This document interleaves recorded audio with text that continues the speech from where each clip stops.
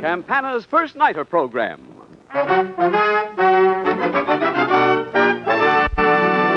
From the Little Theater off Times Square.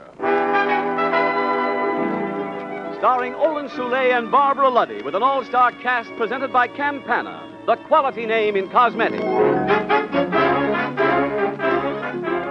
It's theater time on the Great White Way, and tonight is a red-letter date on this season's calendar, for it marks the opening of a brand-new play on Broadway at the Little Theater off Times Square, focal point of New York's exciting and gay entertainment district. And here is our host for the evening, the genial First Nighter. Good evening, ladies and gentlemen. I'm delighted you can be with us this evening. Tonight may well be one of the most exciting nights of the theater season, so let's be on our way, shall we? Here's my cab. Won't you step in? All right, driver, the Little Theater.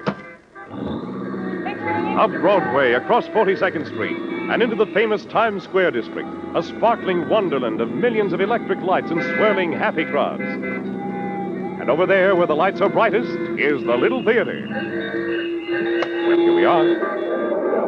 Oh, isn't that June Ellen? Don't crowd me, boys, but I think that's Diana Lynn. Look at the women around that guy. Must be some movie star. Have your tickets ready, please. Have your tickets ready, please. Good evening, Mr. First Nighter. The usher will show you to your seats. Thank you. We'll go right in. Well, here we are, ladies and gentlemen, in the midst of one of the season's gayest theater parties. Ushers are showing distinguished and fashionable ladies and their handsome escorts to reserved seats and boxes.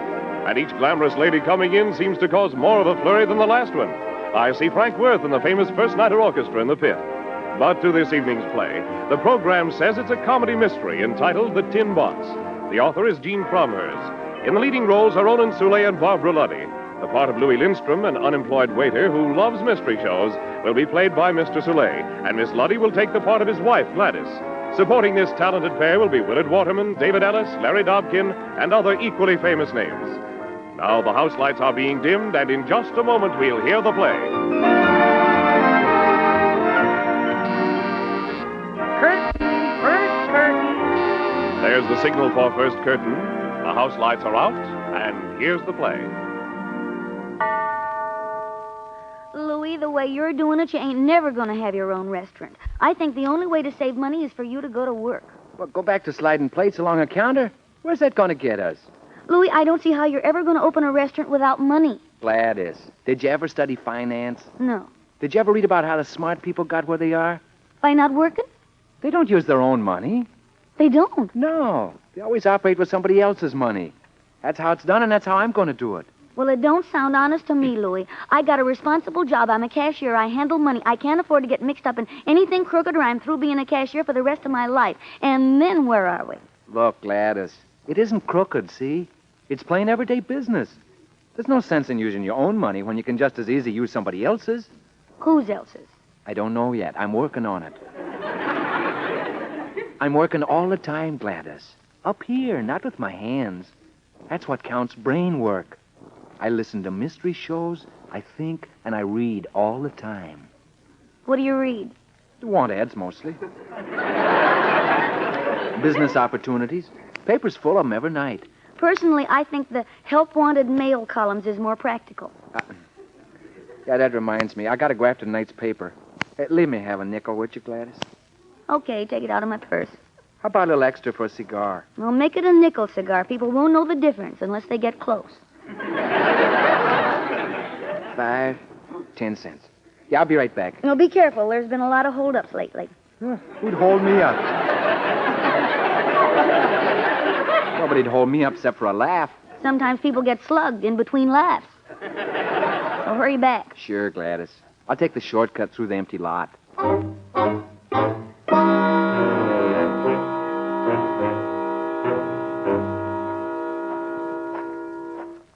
If I had $1 million and yoo-hoo. Yoo-hoo? What's this? Box. That looks like metal. Wonder what... Hey, it's heavy. And it's locked. Must be something valuable inside. Must be something mighty valuable. If I had $1 million and you... If I had... Can I take a look at that package, mister? Huh? Who are you? You wouldn't know if I told you. Let me see that package. package? Yeah, tin box you carrying under that newspaper. What's the matter? You scared to let me see it? No. Why should I be? I don't know, but you ain't doing nothing about it. It doesn't belong to you. It's some personal stuff I'm taking home. Personal? Yeah. Like money, for instance? No, not money. There's nothing valuable in there. Keep your hands off that box. Okay, if you want to get tough. But I ain't through with you. Not by a long ways.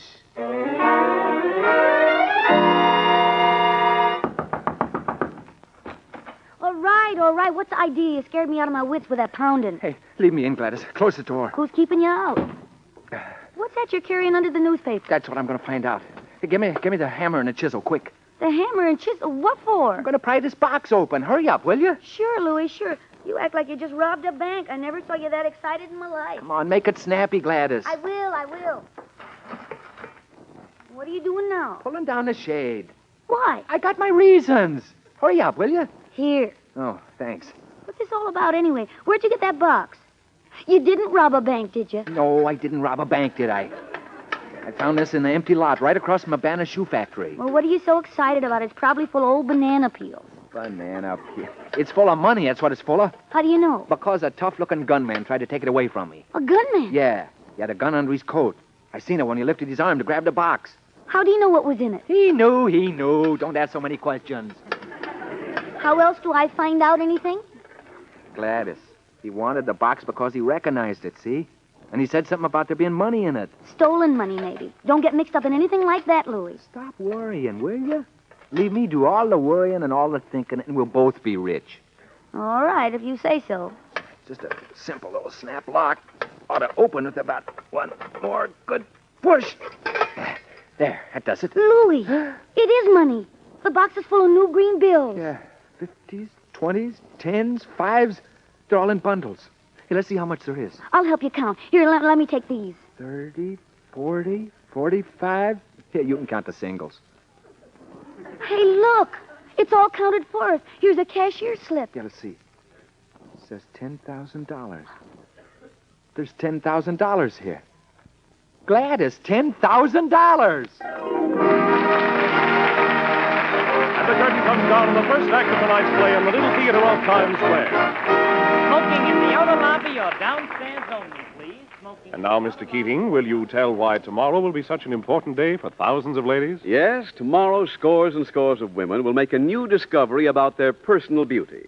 They'll step up to their favorite cosmetic counter and say to the clerk, I'd like a compact of that new tinted cream makeup, Magic Touch. and then each woman will discover many thrilling things. First, Why, it's so quick, so magically easy to apply. yes, to apply Magic Touch, you use just your fingertips. No water, no sponge. Simply stroke your fingers over the creepy surface of Magic Touch. Apply lightly to face and neck, then blend. Magic Touch spreads so easily. Blends with your skin better than any cream makeup yet invented due to a magic new ingredient. Why, it actually makes my skin look poreless, flawless. You'll never know how pretty you can be until you try Magic Touch. It's a sheer makeup, not heavy, not mask-like. It gives you a delicate Dresden doll-like complexion, a fresh, almost transparent loveliness, a younger-looking look. And it stays just the same for hours and hours without retouching. That's true. Magic Touch clings and clings, stays on until you take it off. I don't need any powder either. No powder, if you prefer the new luminous look, and I don't mean shiny. Yes, if you prefer the duller matte finish. I'm so pleased about the modest price of Magic Touch. Yes, it's a beauty bargain in a white and gold compact. The large size costs only $1. The special introductory size, only 39 cents. There's no finer quality at any price. So why not join the thousands of women who tomorrow will discover Magic Touch? Truly, you'll never know how pretty you can be until you try Magic Touch.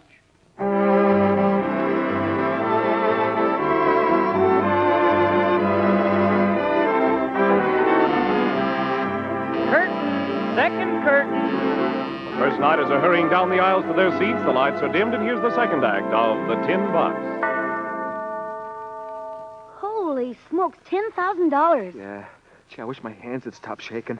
You know what this means, Gladys? No, I ain't had time to think, and besides, you told me not to. Yeah.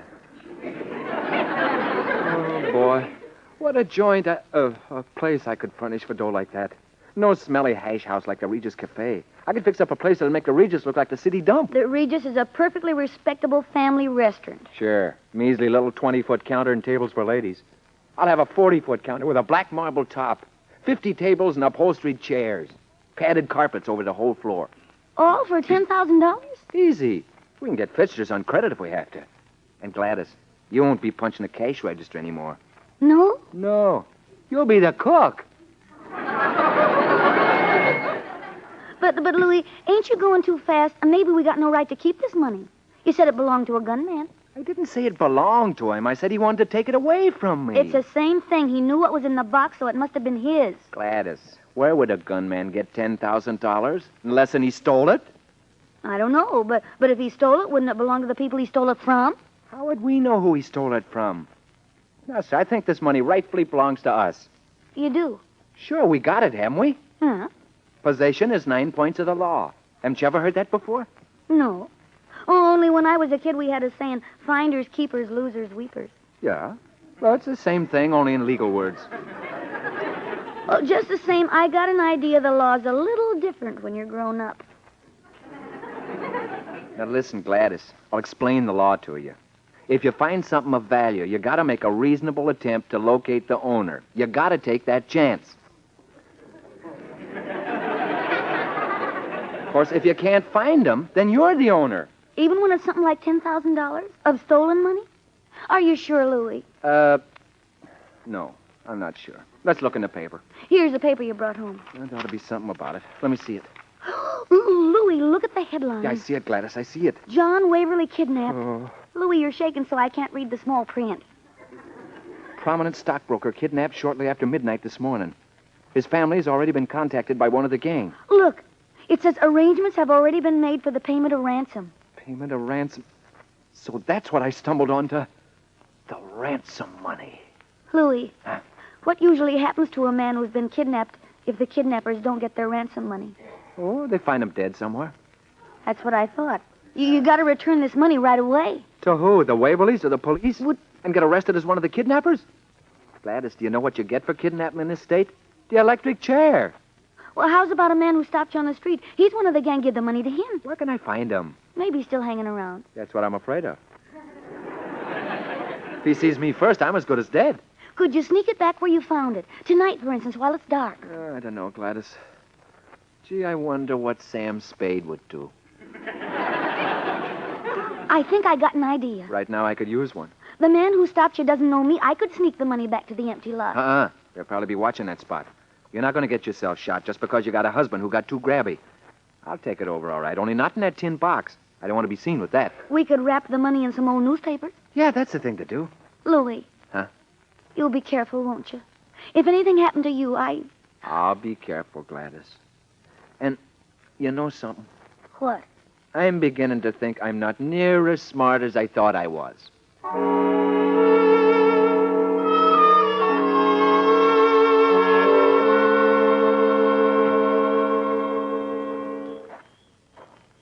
Yeah, this must be the spot. Ooh, gosh, it's dark. What's the matter? Did you lose something around here? Who, me? No, I didn't lose anything. You better stand still. This gun's loaded. Sure. I'm not going anywhere. I know that better than you. Oh? What are you sneaking around in these weeds for? What did you lose? Nothing. I didn't lose a thing. No? No. Then maybe you found something. I What are you sneaking around in these weeds for? was going to Central Avenue. Shortcut. Through the weeds? Hmm? Don't you like the path over there, or is that too easy? I thought I saw something over here in the brush. But I guess it wasn't anything. Nothing at all. You saw something like what? I don't know. Something shiny. I guess I was just seeing things. It's pretty dark here to see something shiny. Yeah. Yeah, I guess it is. What's in that package you're carrying? This package? Yeah, this package. It's my laundry. I'm taking some stuff over to the laundry. They stay open late for me. Yeah, they must. Yeah. All right, get going. Mm-hmm. And don't be snooping around here. Mm-mm. Somebody might just take a notion to put a bullet in you. on general principles.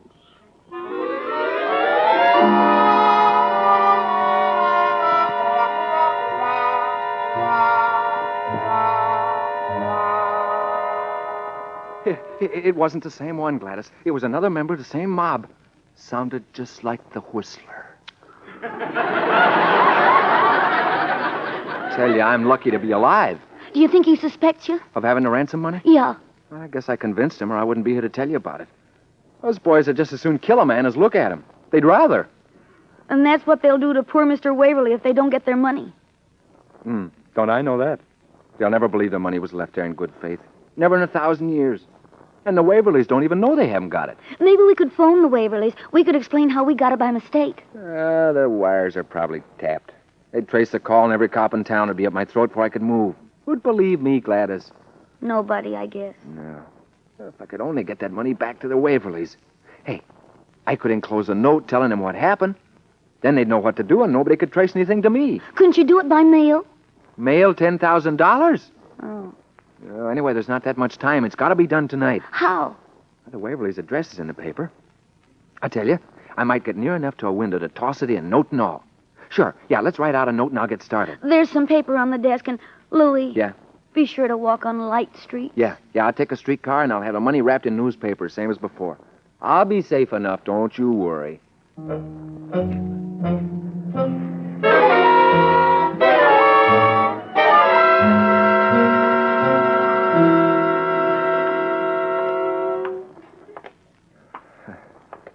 $12:42.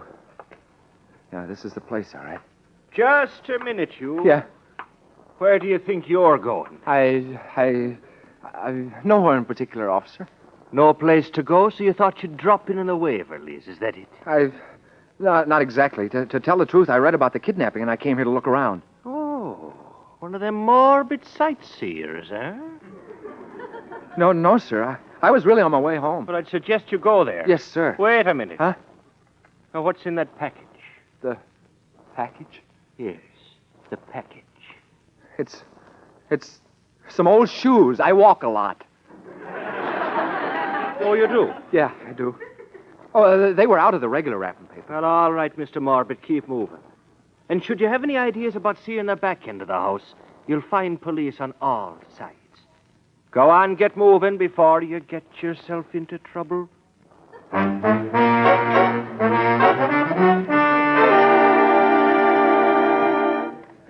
I'm licked, Gladys. I don't know what to do. It's like a nightmare with the police closing in on one side and a mob of killers on the other. Poor Mr. Waverly, he's as good as dead. Yeah. And I killed him just as sure as the kidnappers will kill me. And they will, Gladys, as soon as they find out I took their ransom money. All because I grabbed onto a tin box and wouldn't let go. I was smart, Gladys. Oh, what a smart guy I am. Let's go to bed, Louie. You can't do nothing more tonight. Maybe it won't be too late tomorrow.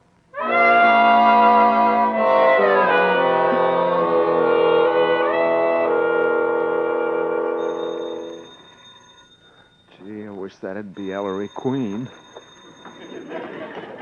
Hello? Louie? Yeah, Ellery? Gladys? What's the matter? Nothing's the matter. I'm calling from the restaurant. I was worried about you. Is everything all right? Well, nothing's happened yet, only I gotta get out of this house or I'll go nuts. Oh, Louie, not yet. Not till we can think of something. Think of something. My head's about to bust and I can't come up with a thing. I gotta get away from these four walls, Gladys. I gotta get out for a walk or go out of my head. I gotta, Gladys. I tell you, I gotta.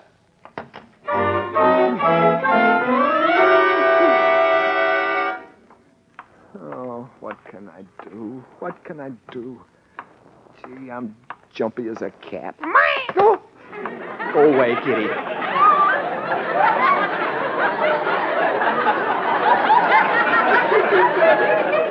Hey, what's that black sedan parking there for? Who are those guys getting out? Oh, one looks like the guy that first spotted me at the tin box. Yeah, it is. And the other one's probably the guy that caught me in the lot. Is, this the guy, Jim? Yeah, he's the one. So I'm carrying a tin box. He was trying to hide it under a newspaper. Yeah, how about it, mister? Is he telling me the truth? Well, I was carrying some stuff home in a box, yeah. He tried to tell me it belonged to him, but it didn't. What kind of stuff? What was in the box? You better talk fast. It was some fishing tackle. It was a tin box. It was the same tin box that had the money in it. He's lying. Can't you see he's lying?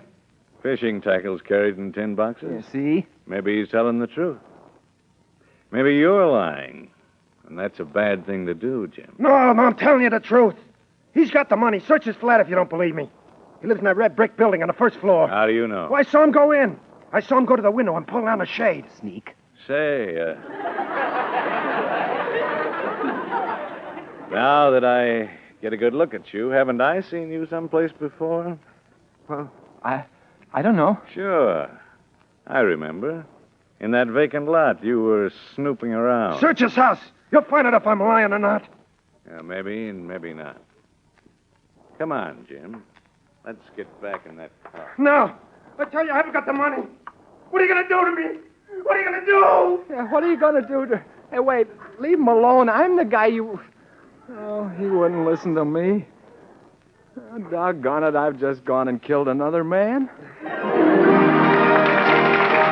And the curtain comes down on the second act of tonight's play at the Little Theater off Times Square. Smoking downstairs or in the outer lobby only, please. Smoking downstairs. Now then, Mr. Keating is approaching with a Mother's Day suggestion. Yes, I have an idea for you for Mother's Day. Oh, good. Mother's Day is Sunday, and I haven't a really good idea yet. Any mother anywhere will welcome a large bottle of that famous hand lotion Italian Balm. But in addition to this gift, you must give her the secret. The secret? What secret? The secret to still greater enjoyment from using Italian Balm. Do this. Tell your mother to use Italian Balm beforehand. Before she works in the garden. Before she dusts or washes woodwork. Before she polishes silver or starts any other hand-soiling task. Italian Balm used beforehand will keep dirt and grime from becoming embedded in her skin. When she finishes her work and washes her hands, they'll be cleaner quicker, and they'll be soft and smooth and free of dryness. That sounds like a wonderful idea, using Italian Balm as a beforehand protector. It is, because Italian Balm is a rich concentrated lotion, not thin, not watery. It contains a special protective ingredient imported from Iran. It helps to seal in the natural moisture and oils of the skin, to seal out dust and dirt. You know, I think my dad would like that idea, too. His hands get so grimy working in the garden or tinkering with the car. Tell him, too. Italian Balm is sure to make a hit with all members of the family when it's used beforehand. Be sure it's Italian Balm, the protective lotion with the special protective ingredient.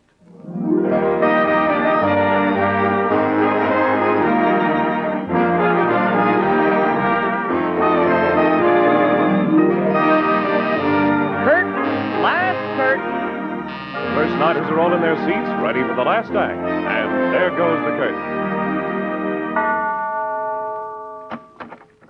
Gladys. Is that you, Gladys? Sure, it's me. Who'd you think it Oh, I was? see you brought a paper. Have you read it? No. Look here, Louis, on the front page. Waverly rescued. And he's alive. They caught one of the gang that was guarding him. That's wonderful news. Let me read it.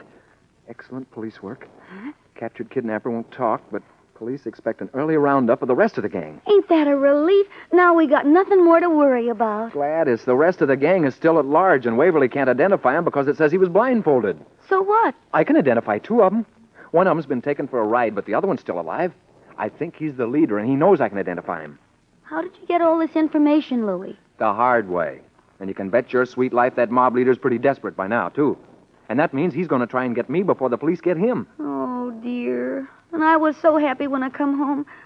Guess I'm just too dumb to tell good news from bad. We got to do something quick, Gladys. What can we do? We got $10,000, and I wouldn't spend a single dollar of it for all the coffee in Brazil. Yeah. I had an idea I could open my own restaurant with somebody else's money. But I never thought it'd be like this. No, neither did I. If this is what the smart boys go through, I'm happy to stay dumb. And that's what I've been, dumb. Nobody knows it now any better than I do. Except me. Yeah, except you. Tell you, Gladys, if I get one more chance, I'll never try to be smart again, so help me. Who's that? That's one of the kidnapping mob. That's who it is. It couldn't be anybody else. You got to get out of here. Where? Where can I go? Anywhere. Go out the back door. Oh, some of the gang are probably out there, too. I'd get chopped, mowed down as soon as I stepped outside. Then I won't let him in. I won't open the door. They won't give up that easy. They'll break the door down if they have to. I could call the police. It's better to be arrested as a kidnapper than to be killed by one. There's no time. Those fellas aren't going to stall around much longer. What can we do? There must be something we can do. I'm going to give myself up, Gladys. I'll take my rap. No, Louis. I don't want you to die. I love you, Louie. I love you. I love you too, Gladys. And you remember that if anything happens. Well, baby, this is it. What's the matter, Lindstrom? Huh? You afraid to open the door? How did you know my name? It's on the mailbox. Ah. You mind if I sit down? We don't want your money, Mr. Marco. Gus Marco. We don't want your money, Mr. Marco. It was all a terrible mistake. So you do have the money. Yes, we got it, and we'll give it right back to you right now. You do whatever you want to me, but leave the little woman alone. She ain't done nothing. No? No. Like she said, it was all a mistake. I found the money in the lot, but I didn't know it was ransom money. I tried to put it back, but you stopped me. She didn't have nothing to do with it. Now, it was all a mistake. It sure was, Lindstrom. It sure was. What are you laughing at? Let's see that money, and I'll tell you. Gladys, get the money out of the closet, would you? Sure, Louie. Right away. You know, the trouble with you and your wife is you don't know how to read a newspaper. Huh? Here's the money. We wrapped it in old newspapers. It's all there. You can count it. You won't get very far with it. You know that, don't you? Like I was saying, you and your wife don't know how to read a newspaper. You don't read anything but the front page. And the classified ads, business opportunities. And sometimes there's a lot of news on the third page, too. What about the third page, Mr. Marco? Officer Marco. Oh, you're a cop? A policeman? A policeman, that's right. But your pal, Jim, I thought you took him for a ride. I did. In a squad car. A squad? Besides, he's not my pal. He's Jim Barnes, who carries the payroll for the Banner Shoe Factory. You see, we didn't believe his story. What story? That he got a heart attack while he was carrying the payroll. Oh. He dropped the money. Dropped the money in the empty lot and then wandered off in a daze. He was just coming to when he saw you with that tin box. Then this ain't the ransom money, the money left for the Waverly kidnappers. No, that's what I mean. On the third page of your newspaper, there was an article about the missing payroll. Oh, Louie, ain't it wonderful? Now we really don't have nothing to worry about. No, not a thing, except going to jail for keeping somebody else's money. I guess you thought it was easier than making some for yourself, huh? Yeah, that's what I thought. Well, I'm ready to take my medicine. I'll make a deal with you. A deal? What kind of a deal? I won't take you to jail if you'll promise to forget about easy money. Oh. Gladys, give me the classified section. Turn to help wanted mail. It won't be necessary, Louie. The Regis Cafe needs another man at the counter. Well, I guess that settles that. I'll take the money and leave you two alone, but let me give you some advice. What? Next time you see Jim Barnes, be sure you're on the other side of the street. He's liable to punch you right in the nose. There's the curtain on the last act of tonight's new play from the Little Theater off Times Square. Listen to that ovation. The audience likes it. The play's a hit. Mrs. Soleil and Miss Lottie are getting round after round of applause. 1 week from tonight, you're cordially invited to join us at another premiere from the Little Theater. Next week's play is a romantic drama entitled Love in Summer, a tender human story that will pull at your heartstrings. Be sure to save the date, same time, same stations. And ladies, remember, you never know how pretty you can be until you try Magic Touch. And now we move out of the theater and into the street. Forget your late paper. Here's your cab, Mr. First Nighter. Thank you. Good night.